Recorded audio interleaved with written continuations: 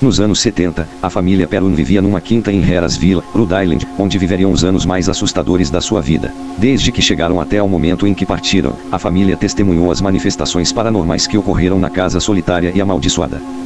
As manifestações eram geralmente à noite, e começavam sempre com uma batida à porta tão forte que acordava todos os membros da família, que se podia perceber um nevoeiro azul que abundava na casa. A quinta era tão velha que muitas pessoas morreram lá, embora a maioria deles fossem bons espíritos. Havia um espírito mau e vingativo chamado Bathsheba Sherman, uma bruxa que sacrificou o seu primeiro filho como oferta a Satanás. Depois disso a mulher foi amaldiçoada e os seus outros 3 filhos morreram quando tinham 4 anos de idade. A lenda diz que Betsabá amaldiçoou a casa antes de morrer, disse que ela tirou a sua própria vida, enforcando-se. A família Perun foi ter com Edward e Lorraine Warren. Foram eles que determinaram que o espírito mais violento da casa era a bruxa de Betsabá, porque Carolyn Perun, a mãe, foi atacada por uma mulher com o pescoço partido cujo rosto não se distinguia. As marcas deixadas eram como uma agulha, e com uma agulha é como Betsabá matou o seu próprio filho. A família Perun conseguiu ver-se livre de Betsabá depois de Carolyn, que foi a principal vítima da raiva de Betsabá, ter sido sujeita a um exorcismo. Pois foi dito que o espírito da bruxa invejava Carolyn e queria ficar com o seu marido e filhas. Hoje em dia a casa ainda está assombrada, porque as famílias que viveram na casa, mudam pouco depois porque asseguram que assustam. Um trabalhador que estava a remodelar a casa, fugiu deixando toda a sua equipa de trabalho na casa e nunca mais voltou pelas suas coisas.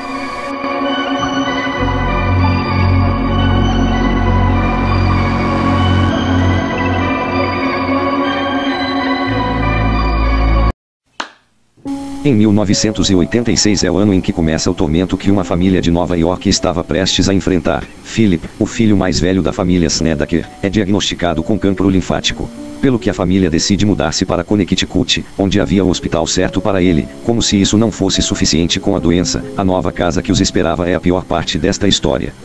Quando alugou a casa veio com uma condição, não deitar fora quaisquer objetos encontrados na cave, pois eram memórias, eram prateleiras de ceras e facas, uma maca metálica rotativa e tudo o que um médico forense precisa para embalsamar corpos. Pois a cave foi uma casa funerária entre 1936 e 1980.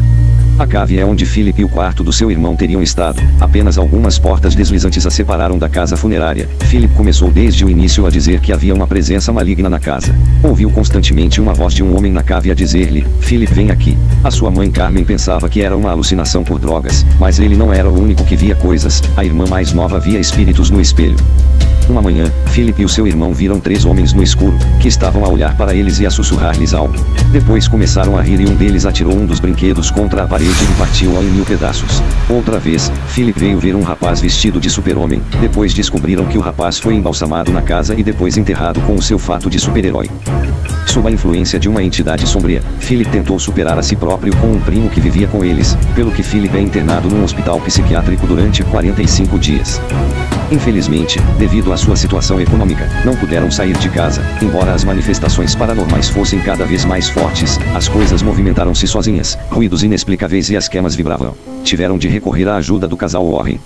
Lorraine visita o porão sozinho, e tem uma visão de um homem grande que manipula e move corpos sem vida, que profanou com comportamento impróprio. Lorraine apercebe-se de que estão perante um demônio, pelo que chama o padre Timothy Canlan, que realiza um exorcismo para pôr fim a esta entidade maligna. Após todo esse tormento, a família Snedeker encontrou a calma. Philip conseguiu vencer o cancro e mudou-se para fora de casa.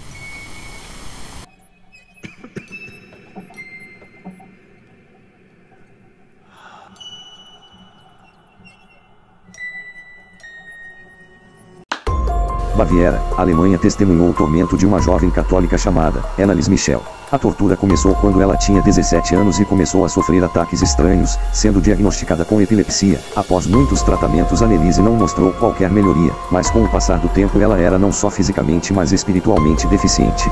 Annelies começou a ser intolerante a objetos, imagens e lugares religiosos, tais como crucifixos, imagens da Virgem, igrejas, etc.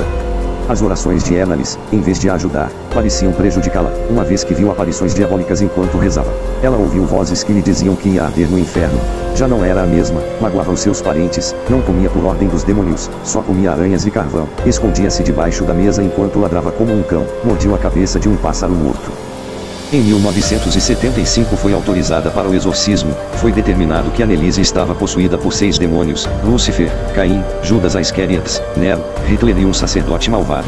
De setembro de 1975 a julho de 1976, exorcismos foram constantemente executados sobre ela. Infelizmente, a 1 de julho de 1976, Annelise perdeu a batalha contra o inferno, pois morreu aos 23 anos de idade devido à desnutrição e desidratação. As últimas palavras de Annelise foram: "Reze por perdão e mamãe, eu tenho medo."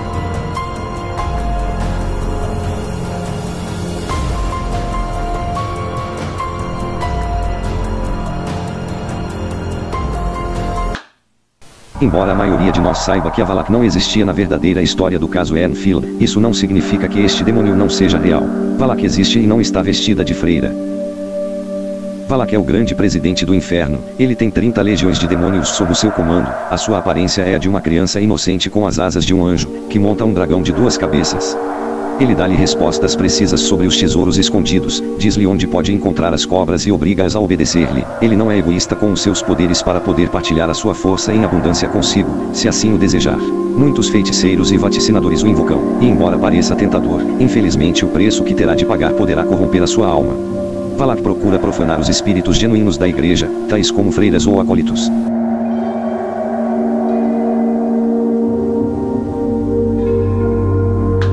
Conta a história de Henry, um homem, que sob uma aparência normal, se esconde sendo um assassino de mulheres, que juntamente com o seu parceiro também psicopata, Otis, são responsáveis por centenas de mortes. Esta história é baseada em Henry Lee Lucas, um assassino em série dos Estados Unidos, com uma história realmente sangrenta, uma vez que confessou ter sido responsável pela morte de mais de 300 mulheres.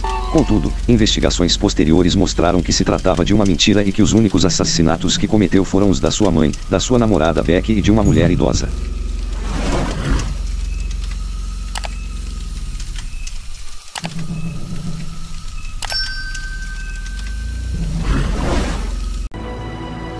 Deus me deu um talento enorme.